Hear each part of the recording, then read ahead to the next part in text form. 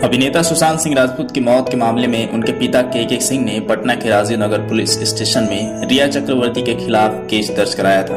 FIR के मुताबिक सुशांत को खुदकुशी के लिए रिया चक्रवर्ती ने उकसाया था। इस मामले में बिहार पुलिस की 4 सदस्यीय टीम रिया से पूछताछ के लिए मुंबई में है। रिया के खिलाफ आईपीसी की गंभीर धाराओं के तहत मुकदमा अपराध संख्या 241/20 दर्ज किया गया है। हम आपको बताते हैं कि रिया के खिलाफ आईपीसी की कौन सी धाराएं लगी हैं और दोषी सिद्ध होने पर रिया को कौन और कितनी सजा मिल सकती है।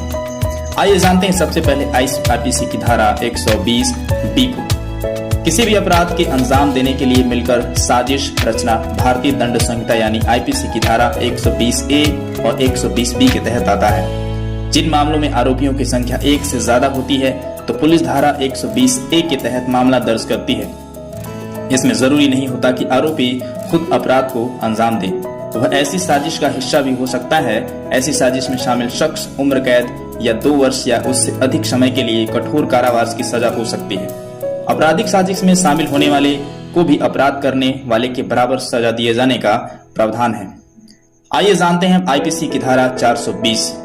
रिया चक्रवर्ती के खिलाफ धारा 120B के साथ आईपीसी की धारा 420 भी लगाई गई है।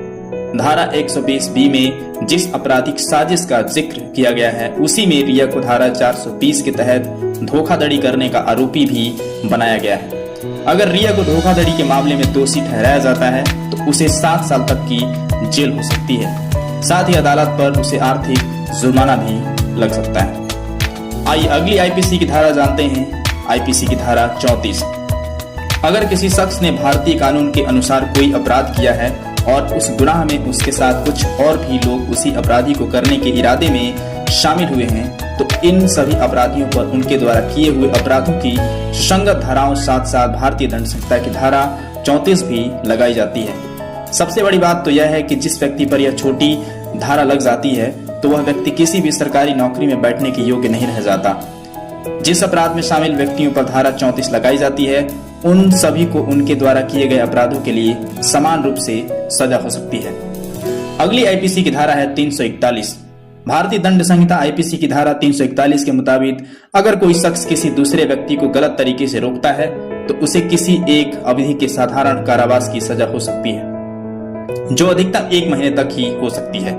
इसमें अदालत 500 रुपए का आर्थिक दंड भी लगा सकती है या इसमें दोषी पाए जाने वाले दोनों तरह के दंडित किए जा सकते हैं। अगली आईपीसी की धारा है 342। आईपीसी की धारा 342 के मुताबिक अगर कोई शख्स किसी दूसरे व्यक्ति को गलत तरीके से प्रतिबंधित करता है तो उसे किसी एक अवधि के लिए कारावास की सजा हो सकती है जिसे 1 वर्ष तक बढ़ाया जा सकता है। दोषी व्यक्ति पर 1000 रुपए तक का आर्थिक जुर्माना भी किया जा सकता है। कई मामलों में दोषी को दोनों की तरह से सजा दी जा सकती है।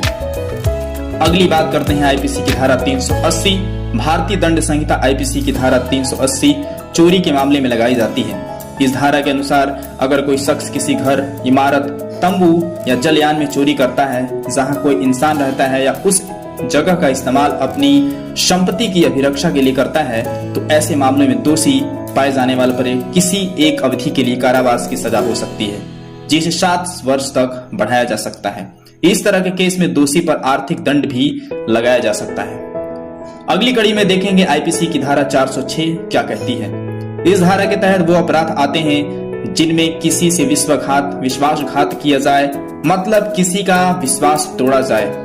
अगर कोई शख्स किसी दूसरे व्यक्ति को विश्वास होने पर अपनी संपत्ति देता है, अगर वो दूसरा व्यक्ति उस संपत्ति का गलत इस्तेमाल करता है या उस संपत्ति को अन्य व्यक्ति को बेच देता है और फिर उस शख्स के मामले पर उसे नहीं लौटाता तो ऐसे में वो व्यक्ति विश्वास के आपराधिक हनन का दोषी माना जाएगा।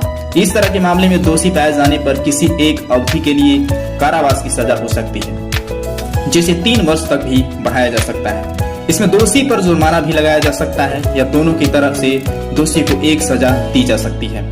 यह एक गैर जमानती संगीन अपराध है लेकिन फिर भी यह अपराध न्यायालय की अनुमति से पीड़ित और आरोपी के बीच समझौता करने योग्य है।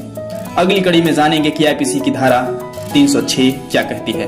अगर कोई व्यक्ति किसी शख्स को आत्महत्या के लिए उकसाता है या फिर अपने क्रियाकलापों से उसे आत्महत्या के दुष् प्रेरित करता है और इसके बाद अगर वो शख्स खुदकुशी कर लेता है तो ऐसे में सुसाइड करने वाले को उकसाने वाला शख्स आरोपी होगा। यदि कोर्ट उस व्यक्ति को आईपीसी की धारा 306 के तहत दोषी करार देती है तो दोषी को किसी एक अवधि के लिए कारावास की सजा दी जाएगी। इस सजा को 10 वर्ष तक बढ़ाया जा सकता है। साथ ही दोषी पर आर्थिक दंड भी लगाया जा सकता है और कारावास और जुर्माना दोनों लगाया जा सकता है। आने वाले समय में यह देखना होगा सुशांत सिंह राजपूत के पिता के सिंह द्वारा रिया चक्रवर्ती के खिलाफ जो आईपीसी की धारा ये सभी लगाई गई हैं